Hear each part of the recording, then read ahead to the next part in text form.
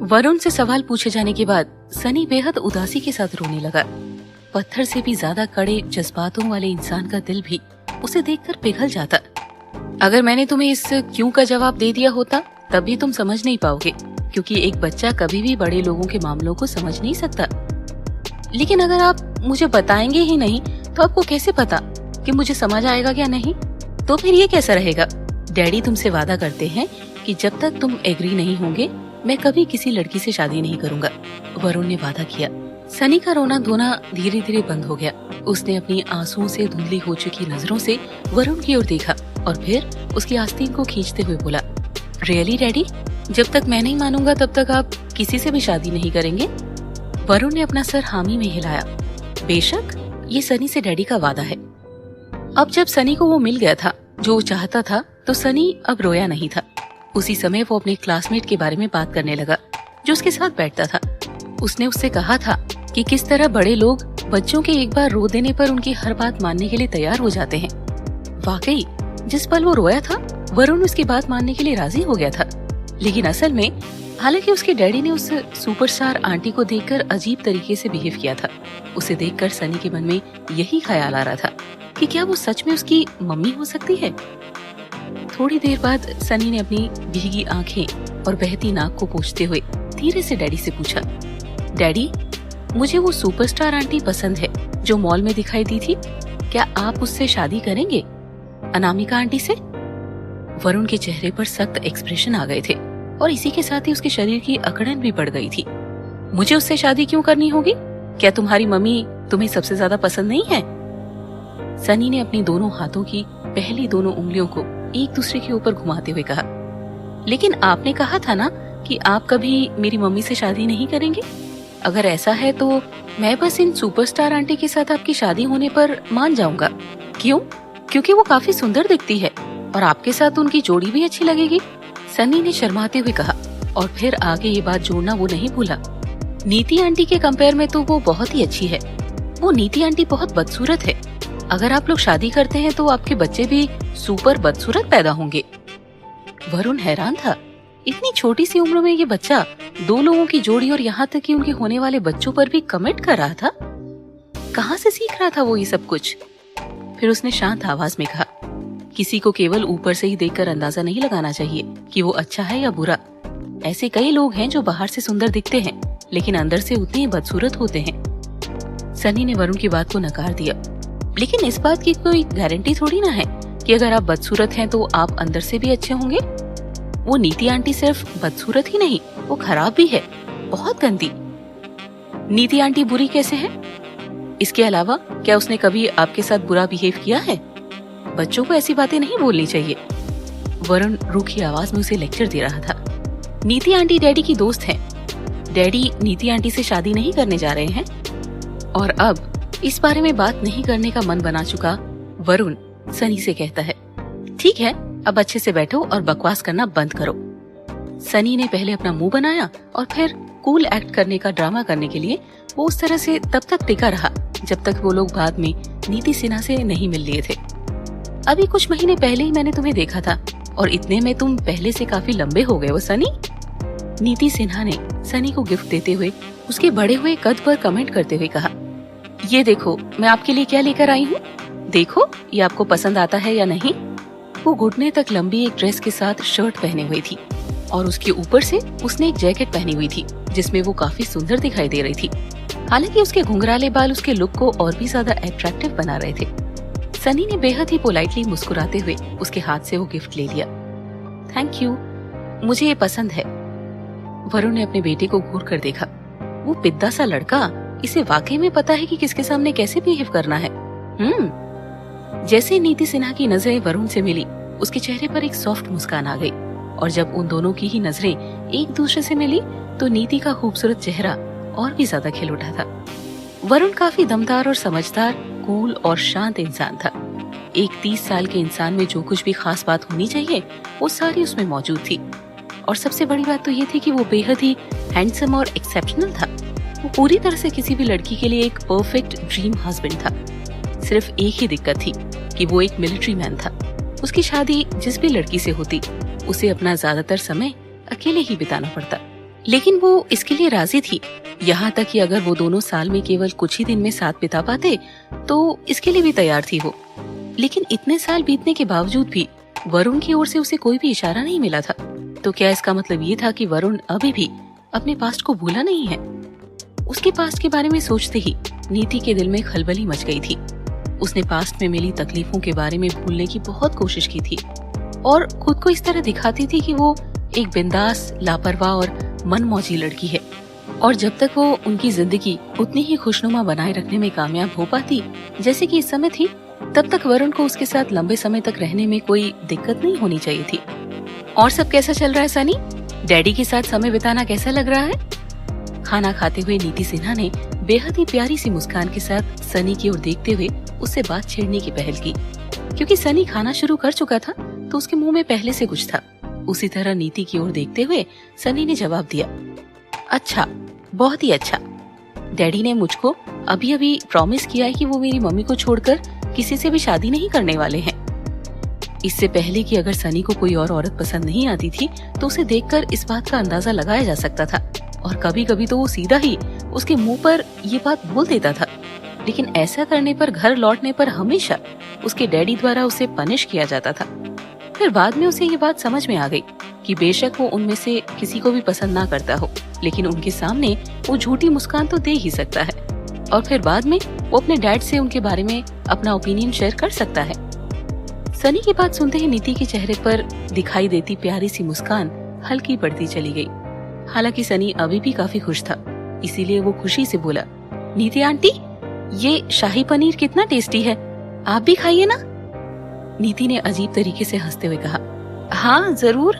नीति ने बेमन से एक टुकड़ा लिया और खाया, लेकिन फिर उसे खाने के बाद उसमें से कोई स्वाद ही नहीं आ रहा था। ये शैतान लड़का, इसे इस समय सारी बातें बोलने की क्या जरूरत है? लेकिन खैर, अगर नीति इसकी बातों को गलत समझना चाहती है तो समझती रहे। एक्चुअली मुझे लगता है कि आप बहुत अच्छी हैं नीति आंटी, लेकिन मेरे डैडी ने कहा कि उन्हें वो औरतें ज्यादा पसंद आती है जो मेरी मम्मी की तरह ग्लैमरस और पटाखा टाइप की होती है। लेकिन नीति आंटी, ये ग्लैमरस और पटाखा टाइप क्या होता है? नीति सिन्हा ने चुप्पी साध ली थी। उसके होंठ लड़खड़ाने लगे थे। उसे समझ नहीं आ रहा था कि वो किस तरह से जवाब दे। क्या ग्लैमरस और सेक्सी होने का मतलब ये है कि वो बहुत सुंदर है? यही बात सनी ने संजना से बात करते हुए पिछली बार कही थी। नीति का दिल तेजी से धड़क रहा था। वो अब सनी के साथ कोई बात नहीं करना चाहती थी। फिर भी सनी ने आगे बात करना जारी रखा। सुंदर, पिछली बार जब छोटी चाची मुझे खाने के लिए बाहर लेकर आई थी तो हम एक सुपरस्टार आंटी से मिले थे। वो बहुत सुंदर है। क्या वो ग्लैमरस और पटाखा टाइप है? सनी अभी भी किसी नादान और दुनियादारी से अनजान बच्चे की तरह बात कर रहा था। नीति के हाथ कांप रहे थे। उसके हाथ से उसका चम्मच लगभग गिर ही गया था। तो सनी पहले ही अनामिका से मिल चुका था। तब क्या अनामिका को पता था? नीति आंटी, मुझे लगता है कि मेरे डैडी काफी भोले आदमी हैं और उन्हें आप जैसी कोई नेक औरत पसंद नहीं आएगी। वो केवल उन लोगों को पसंद करते हैं जो दिखने में अच्छी है। इतना कहकर सनी ने अपना सर नीचे झुका लिया और शर्माते हुए मुस्कुरा कर कहा, और असल में मैं भी वैसा ही हूँ। मुझे भी सुंदर आंटियां बहुत पसंद है। इस पॉइंट पर आकर नीति काफी बेचैन हो गई थी। साफ दिख रहा था कि वो अब और ज्यादा वहाँ नहीं रुक सकती थी। ये बच्चा साफ तौर से इस बात पर जोर दे रहा था कि नीति दिखने में बिल्कुल भी अच्छी नहीं है। एक औरत के सुंदर होने पर क्या फायदा अगर उसमें कोई क्लास ना हो? क्लास ही तो है जो सबसे ज्यादा इम्पोर्टेंट चीज है, जो किसी के भीतर होनी चाहिए। वरुण घूरते हुए सनी को देखने के अलावा और कुछ नहीं कर सकता था। वो कहना चाहता था कि बच्चों को झूठ नहीं बोलना चाहिए। हालांकि उसने खुद पर काबू किया और इस मामले में कुछ भी नहीं कहने का फैसला किया। आखिरकार उसका भी तो नीति के साथ जिंदगी बिताने का कोई इरादा नहीं था। तो ये बेहतर था कि इस बात को सामने लाया जाए। और जहाँ तक झूठ बोलने वाले बच्चों को मॉरल लेसन देने की बात थी, वो घर लौटने के बाद सनी को अच्छा खासा सबक सिखा सकता था। वरुण से अचानक इस तरह से टकराने के बाद अनामिका खन्ना का दिमाग पूरी तरह से उड़ा हुआ था। जब वो स्टेज पर खड़ी थी तब भी वो काफी बेचैनी महसूस कर रही थी। शुक्र था कि उसे वहाँ पर केवल थोड़ी ही समय के लिए रहना था। उसका दिमाग तमाम तरह के थॉट्स के बीच में उलझा पड़ा था। हालांकि वो केवल कुछ ही पलों के लिए एक दूसरे के सामने थे, लेकिन फिर भी लंबे चौड़े और हैंडसम वरुण की इमेज अनगिनत बार उसकी आंखों के सामने आ रही थी। अचानक उसका दिमाग एक ऐसी पास्ट मेमोरी पर आकर रुक गया जिसे वो बिल्कुल भी याद नहीं करना चाहती थी। उस समय उसे धोखा दिया गया था और उसकी पीठ में छुरा घोंपा गया था। अकेली और खुद के बूते पर जिंदगी जीने के लिए स्ट्रगल करने पर मजबूर कर दिया गया था। इतने साल बीत जाने के बाद भी उसने सोचा कि वो इस बारे में पूरी तरह से भूल चुकी है, लेकिन आज भी उसके दिल में बहुत गहराई तक उसे वो टीस चुभती थी। थकान की एक लहर उसके शरीर को ऐसे छूते हुए निकली कि अनामिका ने अपनी आंखें बंद कर ली थी। उसका मन काफी डिस्टर्ब हो गया था। यहाँ से निकलने के बाद अब कहीं और जाने का उसका मन नहीं था। फिर उसने फौरन ही संजना को कॉल करके उसके साथ रात में होने वाली अपनी मीटिंग को कैंसिल करने के लिए कहा। लेकिन जब तक अनामिका ने संजना को कॉल किया था तब तक वो घर के बाहर निकल चुकी थी। हालांकि वो पहले अनामिका से पूछना चाहती थी कि उन्हें समीरा के बारे में कुछ पता चला है या नहीं, कि उसकी बहन के बारे में उसे कोई खबर हाथ लगी है। हालांकि उसे आखिरी समय पर इस तरह से मीटिंग कैंसिल करनी पड़ेगी, यही सोचते हुए वो कार में कुछ देर यूं ही बैठी रही। फिर वो सोचने लगी कि उसे घर जाना चाहिए या किसी और से मिलने का प्लान बनाना चाहिए। अचानक उसे याद आया कि उसे 2 दिन पहले डॉक्टर माथुर की ओर से फोन आया था कि वो हॉस्पिटल में जाकर शालिनी शर्मा की चीजें कलेक्ट कर ले, जो हॉस्पिटल में ही छूट गई थी। अब क्योंकि वो बाहर निकल ही चुकी थी तो वही काम निपटाने के लिए उस ओर जा सकती थी। अस्पताल के पार्किंग एरिया में संजना सोच ही रही थी कि कहीं वो पिछली बार की तरह अमित शर्मा से टकरा ना जाए। यहाँ संजना का सोचना था और उधर वाकई में उसे पार्किंग एरिया में दूसरी ओर से अमित शर्मा को कार से बाहर निकलते देखा। उसे देखकर हैरान रह गई। वो फौरन ही उसका नाम लेकर चिल्लाई, अमित। आवाज सुनकर अमित शर्मा फौरन पलटा। जब उसने देखा कि उसे आवाज देकर बुलाने वाली कोई और नहीं बल्कि संजना है तो उसके चेहरे पर फौरन ही एक ब्राइट स्माइल आ गई। हेलो मिस संजना, क्या तुम बाद में जरा फ्री हो आज? मुझे तुमसे कुछ बात करनी है। इस तरह से अमित शर्मा से मुलाकात हो जाएगी संजना ने ये सोचा नहीं था। अनामिका से मिलने का प्लान कैंसिल करना अच्छा ही रहा, वरना इन दोनों का मिलना पॉसिबल नहीं था। जरूर, लेकिन मुझे अभी यहाँ पर कुछ समय लग सकता है। अमित ने अपनी सिचुएशन साफ कर दी थी। अरे बिल्कुल, टेक योर टाइम, मैं तब तक पार्किंग एरिया में वेट करती हूँ। ठीक है। दोनों एक साथ ही हॉस्पिटल में दाखिल हुए थे। हालांकि उन दोनों को ही अलग अलग वार्ड्स में जाना था, इसीलिए वो लोग कुछ फ्लोर ऊपर जाकर बाद में अलग अलग हो गए। अमित शर्मा उर्फ शालिनी यहाँ सनाया की असिस्टेंट से मिलने के लिए आई थी। वो भी एक दिन पहले ही होश में आई थी और उसकी हालत में तेजी से सुधार हो रहा था। जब शालिनी वहाँ पहुँची तो असिस्टेंट की माँ उसे खाना खिला रही थी। अमित शर्मा को वहाँ पर आता देख उन्होंने हड़बड़ाते हुए उसका स्वागत किया और अपना सामान वहाँ से हटाकर खुद दूसरी कुर्सी पर बैठ गई। शालिनी के होठों पर बेहद ही शांत और प्यारी सी मुस्कान थी। उसे बैठते हुए देखकर असिस्टेंट भी मुस्कुरा दी। फिर शालिनी ने उसे पूछा, अब आप कैसा महसूस कर रही हैं? सनाया की असिस्टेंट ने आंखें झपकाते हुए मुस्कुराकर अपने ठीक होने की बात शालिनी उर्फ अमित को बताई। काफी बेहतर। डॉक्टर ने कहा कि जब तक मैं खुद अपना ख्याल अच्छे से रखती हूँ मैं बहुत जल्दी ठीक हो जाऊंगी। Thank you mister Sharma.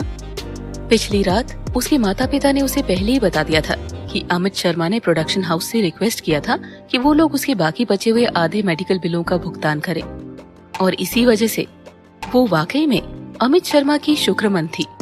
उसकी माँ ने उसे बताया था कि अमित शर्मा ने उसकी मदद इसीलिए की थी क्योंकि उसने भी उसकी मदद की थी। लेकिन उसने क्या किया? उसने केवल शालिनी शर्मा के बारे में थोड़ी बहुत जानकारी उसे बताई थी। इस बारे में ख्याल आते ही उसने सोचा कि क्या उसे अमित शर्मा को ये सारी बातें बतानी चाहिए या नहीं, जो सनाया ने कार एक्सीडेंट होने से पहले कही थी। उसे एक दिन पहले सुबह के समय होश आया था। डॉक्टर्स ने चेकअप करने के बाद ये डिक्लेयर कर दिया था कि घबराने जैसी कोई भी सीरियस बात नहीं है। फिर दोपहर में पुलिस ने आकर उससे पूछताछ की थी। हालांकि उसने पुलिस से कुछ भी नहीं कहा, केवल इतना कहा कि कार का एक्सीडेंट बस एक आम दुर्घटना ही थी। लेकिन सनाया ने मरने से पहले जो शब्द कहे थे उन्हें वो कभी नहीं भूल सकती थी। उसने वो बातें पुलिस को सिर्फ इस डर से बताने की हिम्मत नहीं की कि कहीं उसके कुछ भी बताने के बाद सनाया की तरह उसकी जान को भी कहीं खतरा पैदा ना हो जाए। कोई उसकी जान लेने की भी कोशिश क्या, जान से भी मार सकता था। इस बारे में परेशान होने की जरूरत नहीं है, पर वैसे भी मैंने आपकी कोई मदद नहीं की है। बस आप अपने ठीक होने पर ध्यान दें, बाकी चीजें तो आनी जानी है। जी। क्योंकि उसकी गर्दन में काफी चोट आई थी, इसीलिए सनाया की असिस्टेंट ने गलती से भी अपनी गर्दन हिलाने की जहमत नहीं उठाई और फिर से केवल उसकी आंखें झपकाई। अमित शर्मा बेहद पोलाइट और ईमानदार नौजवान है। उसका दिल कोई दुखाना चाहे इतना बेरहम और बेदर्द शायद ही कोई होगा। लेकिन साथ ही उसे लग रहा था कि वो वाकई में शालिनी शर्मा में इंटरेस्ट ले रहा था, जैसा कि वो उसके बारे में कोई जांच पड़ताल कर रहा था। उसने सोचा कि पॉसिबल है कि शालिनी शर्मा अमित की बहन हो सकती है या कुछ और रिश्ता उसके साथ अमित का जरूर होगा। अगर वाकई में ऐसा होता तो वो सनाया के बारे में अमित शर्मा को बताने का सोच सकती थी, लेकिन उसे डर था कि अगर उसने ऐसा किया तो वो अमित शर्मा के लिए परेशानी का सबब बन जाएगा। सनाया की असिस्टेंट उस समय काफी कंफ्यूज हो रही थी। अमित शर्मा ने बेड पर फलों की टोकरी से एक सेब निकाला। क्या आप खा सकती हैं? मैं आपके लिए इसे काट सकता हूँ। हाँ, मैं अब खा सकती हूँ। डॉक्टर्स ने कहा है कि मैं काफी लकी थी जो मुझे कोई भी इंटरनल इंजरीज नहीं आई है, लेकिन इसके बाद से मुझे अच्छे से और धीरे धीरे करके खाना खाना है। अमित शर्मा ने फ्रूट नाइफ उठाया और फिर सेबों को काटने लगा। सनाया की असिस्टेंट ने उसकी ओर ऐसे ही देखा। उसे उसकी लंबी सुंदर उंगलियां बेहद अच्छी लग रही थी। उसके हाथ में थमा लाल रंग का सेब उसकी गोरी स्किन को और भी ज्यादा सुंदर और अट्रैक्टिव बना रहा था। और धीरे धीरे सेब के छिलके को उतारते हुए अमित को देखकर उसे ऐसा लग रहा था जैसे वो किसी आर्ट शो को देख रही थी। वाकई में चाकू से सेब के छिलके को उतारना भी एक आर्ट ही तो है। वो उस लम्हे में जैसे खो गई थी। फिर उसने फैसला किया कि वो अमित को सब कुछ बता देगी। मिस्टर शर्मा, उस दिन सनाया मैडम समीरा से मिलने गई थी। वही समीरा जिसके बारे में मैंने उस दिन आपको मैसेज में बताया था, जिसने सनाया मैडम से फोन पर बात की थी।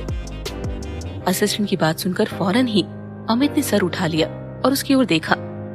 सनाया की असिस्टेंट फिर झिझकते हुए चेहरे पर डर लिए हुए बोली, समीरा के सोलो अपार्टमेंट जाकर मैडम ने मुझे ड्राइवर के साथ नीचे ही रुकने के लिए कहा था। मुझे नहीं पता था कि समीरा और मैडम के बीच में क्या बातचीत हुई है, लेकिन उसके साथ बात करके वापस आने के बाद मैडम इतनी डरी हुई थी कि उनका सारा बदन थर-थर कांप रहा था और चेहरा बिल्कुल सफेद पड़ गया था। मैंने उनसे पूछा कि क्या हुआ है, लेकिन वो तो बस बड़बड़ा ही जा रही थी। खुद से ही अजीब से सवाल कर रही थी और खुद ही उनके जवाब देती जा रही थी। ऐसा लग रहा था जैसे उन पर किसी भूत ने कब्जा कर लिया था। अमित ने असिस्टेंट को काटे हुए सेब थमाए। क्या बातें बोल रही थी वो उन बातों को सोचकर कुछ परेशान हो गई थी और खुद को शांत करने की कोशिश कर रही थी। असिस्टेंट ने सेब का टुकड़ा उठाया और खा लिया। सेब के उस टुकड़े को खत्म करने के बाद वो बोल रही थी कि वो एक खूनी है। वो पहले भी जान ले चुकी है। उन्होंने ये भी कहा था कि मैं बहुत बड़ी बेवकूफ हूँ। मेरी बेवकूफी के कारण ही उसने हमेशा ही मेरा इस्तेमाल किया है और उसी बेवकूफी की वजह से आज मैंने इतनी बड़ी बात उसके सामने ऐसे ही कह दी। अब मैं क्या करूं? वो अपना राज छिपाने के लिए पहले भी लोगों की जान ले चुकी है, लेकिन उस समय वो ये नहीं जानती थी कि मैं भी उस बारे में जानती थी। ये कुछ बातें थी जो उन्होंने खुद से बोली थी या मुझे बता रही थी, समझ नहीं आया। वे बहुत ज्यादा टेंशन में थी, इतनी ज्यादा कि उन्हें देखकर ऐसा लग रहा था कि वो पागल हो चुकी हैं। और उसके तुरंत बाद कार का एक्सीडेंट हो गया। हाँ, वो शायद अपनी बात पूरी तरह से खत्म ही नहीं कर पाई थी और उन्होंने कुछ और भी कहा था। असिस्टेंट कहते कहते एक पल के लिए रुकी और याद करते हुए बोली, उन्होंने ये भी कहा था कि वो उनकी सजा है, शालिनी शर्मा को धोखा देने की उनकी सजा। उन्होंने एक और नाम लिया था, मुझे उसका नाम पूरा तो याद नहीं आ रहा, शायद रोशनी या ऐसा कोई नाम था। लेकिन उन्होंने कहा था कि उसके इरादे तो बस एक दिखावा था जिसे समीरा मोहरे की तरह इस्तेमाल कर रही थी अपने असली इरादों को छिपाने के लिए। उन्होंने इतना कहा और एक बड़ा सा ट्रक सिग्नल तोड़ते हुए हमारी कार से टकरा गया था। सनाया की असिस्टेंट ने घबराते हुए अपनी बात कहना जारी रखा। उस एक्सीडेंट के बाद सनाया मैम की जान फौरन नहीं गई थी। उन्होंने मरने से पहले मुझे कुछ बताया था। उन्होंने कहा था कि समीरा राजवंश किल्ड, और अपनी बात पूरी किए बगैर ही उनकी जान उनके शरीर से निकल गई। अब समीरा ने किसे मारा था ये मुझे नहीं पता। सनाया मरने से पहले कहना चाहती थी कि समीरा ने जिस शख्स की जान ली शायद वो शालिनी शर्मा हो सकती थी। हालांकि शालिनी उर्फ अमित शर्मा के चेहरे के एक्सप्रेशन पूरी तरह से सख्त हो गए थे। उसके दिमाग में सवालों का तूफान उमड़ रहा था। कमरे में अचानक ही सन्नाटा छा गया था। सनाया के असिस्टेंट को उसके दिल की तेज धड़कनें साफ सुनाई दे रही थी। उसे लग रहा था कि जैसे उसका दिल अभी उसके सीने से बाहर निकल आएगा। उसे लग रहा था कि वो अभी तक ठीक सिर्फ इसीलिए है कि समीरा ने ये नहीं सोचा होगा कि कि सनाया उसकी असिस्टेंट को ये सब बातें वहाँ से निकलते ही बता देगी। उसने अमित शर्मा की ओर देखा। उसे लगा वो काफी सीरियस होकर किन्हीं ख्यालों में खोया हुआ था। उसे देखकर कोई नहीं बता सकता था कि उसके दिमाग में इस समय क्या चल रहा था। वाकई में समीरा ने जिसकी जान ली थी वो शालिनी शर्मा ही थी। क्या शालिनी शर्मा वाकई अमित शर्मा की बहन थी?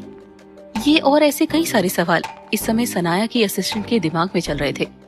हालांकि उसने अमित शर्मा से कुछ भी ना पूछने का मन बना लिया था, क्योंकि जितना ज्यादा वो इस मामले के बारे में जानती उतने ही ज्यादा चांसेस बढ़ जाते कि उसका अंजाम भी सनाया की तरह भयानक हो सकता था, यानी मौत। उसने अमित की ओर फिक्र जताते हुए बोला, आपको भी अपना ख्याल रखना चाहिए, केयरफुल रहिए। संजना, क्या वो शालिनी शर्मा को जानती थी? संजना हमेशा ही उसके साथ अच्छे से पेश आती थी। शायद वो संजना पर भरोसा कर सकती थी। कम से कम एक बार तो उसे संजना को मौका देना ही चाहिए था। बाद में उससे मिलने के बाद वो संजना से पूछ सकती थी कि वो शालिनी शर्मा को जानती है। उसे पता चल सकता था कि शालिनी शर्मा कौन थी, और शायद ये भी पता चल सकता था कि वो खुद भी कौन है। सनाया की असिस्टेंट अभी अभी होश में आई थी। डॉक्टर्स ने विजिटर्स को उसे मिलने के लिए ज्यादा समय नहीं दिया था, क्योंकि शालिनी शर्मा और अमित शर्मा ने पहले ही संजना के साथ मिलने का प्लान बना लिया था, तो इसीलिए वो वहाँ पर ज्यादा देर रुक नहीं सकती थी। कुछ देर बाद बैठकर सनाया की असिस्टेंट को अपना ख्याल रखने के लिए कहकर वो वहाँ से निकल गई। उसने सनाया की असिस्टेंट की कही हर एक बात का लिंक उन बातों के साथ जोड़ा जो अब तक वो जानती थी, और उसी बेस पर उसने कुछ अंदाजे लगाए थे। रोशनी, जिसके बारे में सनाया की असिस्टेंट ने जिक्र किया था, उनमें से एक थी जिन्होंने पास्ट में शालिनी शर्मा को परेशान किया था। अगर समीरा रोशनी मेहरा की आड़ में रहकर उसकी मदद कर रही थी, तो ऐसा हो सकता था कि उसका कोई और ही मकसद था, जिसे वो दूसरों पर जाहिर नहीं होने देना चाहती थी, जिसकी वजह से समीरा को किसी को जान से मारने के लिए मजबूर होना पड़ा। लेकिन वो मकसद आखिर क्या था और उसे किसने मारा था? लेकिन इस बात को जानने के लिए उसे इंतजार करना होगा, क्योंकि शालिनी के साथ जो कुछ भी हुआ अभी उसके लिए ये जानना ज्यादा जरूरी था। लेकिन फिर शालिनी का क्या हुआ था? ऐसा क्या हुआ था जो किसी ने उसका किडनैप कर लिया था, या फिर ऐसा करने वाले कौन थे? पार्किंग एरिया में जाते हुए अमित उर्फ शालिनी ख्यालों में खोई हुई थी। कुछ ही दूर से उसने संजना को सूट में एक आदमी के साथ बातचीत करते हुए देखा। जब अमित शर्मा ने उस आदमी के चेहरे को अच्छी तरह से देखा तो उसकी आंखें फैलती चली गई और चेहरे पर नर्वसनेस आ गई थी। उसने फौरन ही पलटते हुए खुद को छिपा लिया। तुरंत ही उसके चेहरे पर मुस्कान पूरी तरह से गायब हो गई थी और उसकी जगह रूखापन उसके चेहरे पर नजर आने लगा था। वो अपने जज्बातों पर काबू पाने की पूरी कोशिश कर रही थी, लेकिन फिर भी उसका कांपता शरीर और कसी हुई मुट्ठी साफ बता रही थी कि वो किस कदर घबराई हुई और डरी हुई है। थोड़ी देर बाद जब वो पलटी, उसने देखा वो आदमी वहाँ से जा चुका था। खुद को संभालते हुए उसने धीरे धीरे गहरी सांसें ली, अपने होठों पर जबरन मुस्कान लाते हुए, और अभी अभी उसके चेहरे पर आई एक्सप्रेशन को छिपाते हुए वो धीरे धीरे संजना की ओर बढ़ने लगी। काफी देर इंतजार करने के बाद आखिरकार जब संजना ने अमित को देखा तो उसने राहत की सांस ली। ओह, तो आखिरकार तुम आ ही गए। शालिनी ने शांति से मुस्कुराते हुए अपना सिर हिलाया और संजना की कार में बैठकर उसके साथ वहाँ से निकल गई। संजना अमित के साथ बात करने के लिए एक शांत जगह पर जाना चाहती थी, इसीलिए उसने एक रेस्टोरेंट में एक प्राइवेट रूम के लिए रिक्वेस्ट करके पहले ही अपनी जगह बुक कर ली थी। ऑर्डर किए गए खाने के परोसे जाने के बाद भी संजना को समझ नहीं आ रहा था कि वो बात उससे कहना चाहती थी उसकी शुरुआत कहाँ से करे। उसने अपने सामने बैठे अमित उर्फ शालिनी की ओर देखा। वो बेहद ही शांत लेकिन कुछ उदास सी अपना खाना खाए जा रही थी। संजना अपने इमोशंस पर कंट्रोल करने की पूरी कोशिश कर रही थी, लेकिन फिर भी बात की शुरुआत करने या कोई भी टॉपिक छेड़ने में नाकाम हो रही थी। अचानक ही हॉट एंड सोर सूप का सिप लेते हुए शालिनी ने संजना से पूछा, तुम वहाँ अस्पताल में क्या कर रही थी? तुम्हारी तबीयत ठीक नहीं है या फिर तुम वहाँ किसी से मिलने के लिए गई थी? मैं वहाँ अपनी बहन का कुछ सामान लेने के लिए आई थी। संजना ने अपना सर उठाकर अमित की ओर देखते हुए जवाब दिया, मैं तुम्हें बताना भूल गई, मेरी बहन पिछले कुछ समय से एक जिंदा लाश बनी हॉस्पिटल में भर्ती थी, कोमा में। ओह, अमित ने किसी भी तरह का रिएक्शन दिए बिना कहा, हालांकि उसके दिल में पहले से काफी हलचल मची हुई थी। कोमा? जिंदा लाश? शालिनी शर्मा भी तो कोमा में थी। क्या वाकई में संजना की बहन शालिनी हो सकती थी? जब संजना ने ये देखा कि अमित शर्मा ने उसकी कही गई बात पर कोई भी रिएक्शन नहीं दिया तो वो कुछ हैरान सी लगी लेकिन फिर भी वो खुद को संभालते हुए आगे बोली, मेरी बहन पहले एक नर्सिंग होम में एडमिट रही थी। बाद में उसे ऑपरेशन के लिए दूसरे शहर भेज दिया गया। हालांकि कुछ फोटो एल्बम और उनसे जुड़ी कुछ चीजें मेरी बहन की रिकवरी में मदद करने के लिए उन्हीं के साथ दी गई थी। ये सारी चीजें उनकी पिछली जगह पर रह गई, क्योंकि अब उन्हें बाहर के अस्पताल में ट्रांसफर कर दिया गया था। तो डॉक्टर मेरी बहन की उन चीजों को मुझे वापस करने के लिए अपने साथ लेकर आए थे। अमित शर्मा ने कैजुअली पूछा, वो आदमी जो पार्किंग लॉट में तुमसे बात कर रहा था, वही? हाँ, वही थे, डॉक्टर माथुर, जो पहले मेरी बहन को अटेंड कर रहे थे। संजना की नजर में ये बात नहीं आई थी कि शालिनी की मुट्ठी ये बात सुनकर काफी मजबूती से कस गई थी, लेकिन क्योंकि उसका हाथ टेबल के नीचे था, एक्सरे विजन के बिना उसे देख पाना संजना के बस की बात नहीं थी। संजना ने अपना चेहरा आधा ऊपर किया और मुस्कुराते हुए अमित से बोली, क्या तुम्हें याद है कि पिछली बार मैंने तुमसे कहा था कि तुम मेरी बहन की तरह दिखते हो? शालिनी बेहद ही शांति से संजना की बात का जवाब देते हुए बोली, हाँ, और मुझे ये भी याद है कि मैंने तब तुमसे कहा था कि मैं तुम्हारी बहन नहीं हूँ। वाकई में? लेकिन तुम तो एक लड़की हो। संजना ने एक गहरी सांस ली। मेरी बहन बहुत ही टैलेंटेड और एक निहायत ही स्मार्ट लड़की थी। काफी समझदार, शांत और सभी की बात सुनने और मानने वाली लड़की थी। उसने एक बार एक टेस्ट दिया था जिसमें कि उसका IQ रिजल्ट 200 से ऊपर आया था और वो लगभग फौरन ही कुछ भी सीख सकती थी। उसने piano, guitar, ballet, folk dance, driving और सिंगिंग सीख रखी थी। ऐसी कोई भी चीज नहीं थी जो वो नहीं कर सकती थी, और वो वाकई में उन सभी में बहुत अच्छी थी। खासकर उसकी ड्राइंग स्किल्स तो बिल्कुल ही अमेजिंग थी। संजना की बात सुनकर शालिनी ने अपना सर नीचे किया और चुपचाप खाना खाने लगी। जब हम छोटे थे तब हमारे पेरेंट्स काम की वजह से हमेशा बिजी रहते थे। अधिकतर समय वो मेरी बहन थी जो मुझे बाहर घुमाने लेकर जाया करती थी और मेरी देखभाल करती थी। चाहे कोई भी बात हो, जो कुछ भी मैं करना चाहती थी, उस हर एक बात में वो मेरा सपोर्ट करती थी। वो मुझे मेरी पसंदीदा स्नैक्स, कॉमिक्स बुक्स खरीद कर देती थी और मुझे वो कहानियां सुनाती थी जो सुनने में मुझे सबसे ज्यादा पसंद थी। ऐसा कुछ भी नहीं था जो मेरी बहन नहीं कर सकती थी। ओ नो, मैं तो ये बताना ही भूल गई, वो खेलकूद में ही बेकार थी। बहुत ही बुरी एथलीट। मैंने उसे कितनी बार तैरना सिखाने की कोशिश की। क्या कुछ नहीं किया मैंने कि वो तैरना सीख ले, लेकिन वो कभी तैरना नहीं सीख पाई। और वो वाकई में बहुत भोली थी और इसी वजह से वो किसी से भी लड़ नहीं सकती थी। और यही कारण था कि दूसरे लोग अक्सर उसे तंग किया करते थे। अगर मैं उसकी जगह होती तो चाहे वो लोग 4 होते या 8, मैं किसी को नहीं छोड़ती, अच्छा सबक सिखाती उन्हें। कहते हुए संजना ने गुस्से में अपने दांत भींच लिए। शालिनी को संजना के उस लुक ने चौंका दिया था और खाते खाते ही वो अचानक रुक गई थी। संजना को महसूस हुआ कि वो अपना आपा खोती जा रही थी। उसने फौरन ही खुद को संभाला और हड़बड़ाते हुए बोली, माफ करना, गुस्से में थोड़ा इधर उधर हो जाती हूँ। हाई स्कूल में मेरी बहन को उसकी कुछ स्कूलमेट्स ने काफी तंग किया था। इतना ही नहीं, उसे तंग करने के लिए वो लोग काफी वायलेंट हो गए थे। भले ही मेरी बहन दिखने में काफी हेल्दी थी, लेकिन भीतर से वो काफी कोमल और नाजुक थी और यही उसकी सबसे बड़ी कमजोरी थी। ऐसे में वो अकेली उन 4 के खिलाफ कैसे जीत सकती थी? कैंपस वायलेंस, 1 के खिलाफ 4। शालिनी को अचानक ही उन बातों की याद आ गई जो उसके दिमाग में कहीं ना कहीं टुकड़ों के रूप में पहले से मौजूद थी। तो क्या वो शालिनी शर्मा संजना अरोड़ा की बहन थी? हाँ, कैंपस वायलेंस। मेरी बहन को रोज स्कूल में धमकाया जाता था। हालांकि उसे किस किस तरह से सताया जाता था इसके बारे में मुझे बिल्कुल भी जानकारी नहीं।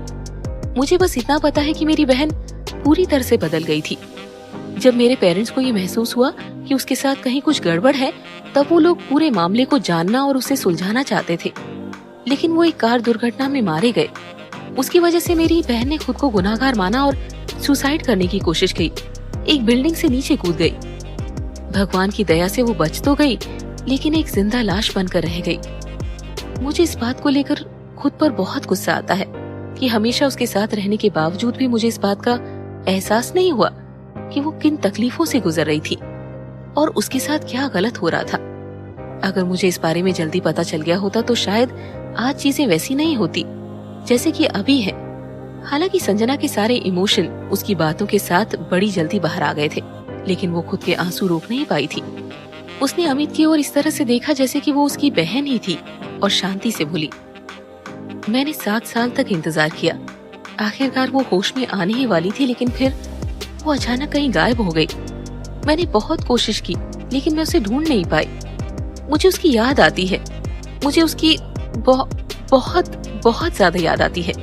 अमित और शालिनी को ऐसा लग रहा था जैसे भीतर से उसके दिल को कोई खींच रहा हो। उसकी धड़कन मानो थम सी गई हो।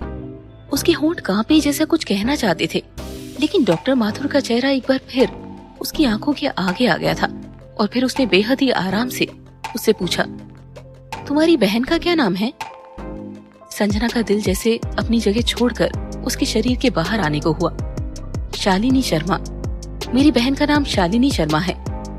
साफ शब्दों में उसने अपनी बहन का नाम उससे कहा था, और उन शब्दों को सुनकर सामने बैठे अमित और शालिनी के कानों में जैसे अजीब सी आवाज गूंजने लगी थी। उसका दिल डूबा जा रहा था। शालिनी वाकई में संजना की बहन थी। ये कैसे हो सकता है? आखिर ये हो कैसे सकता है?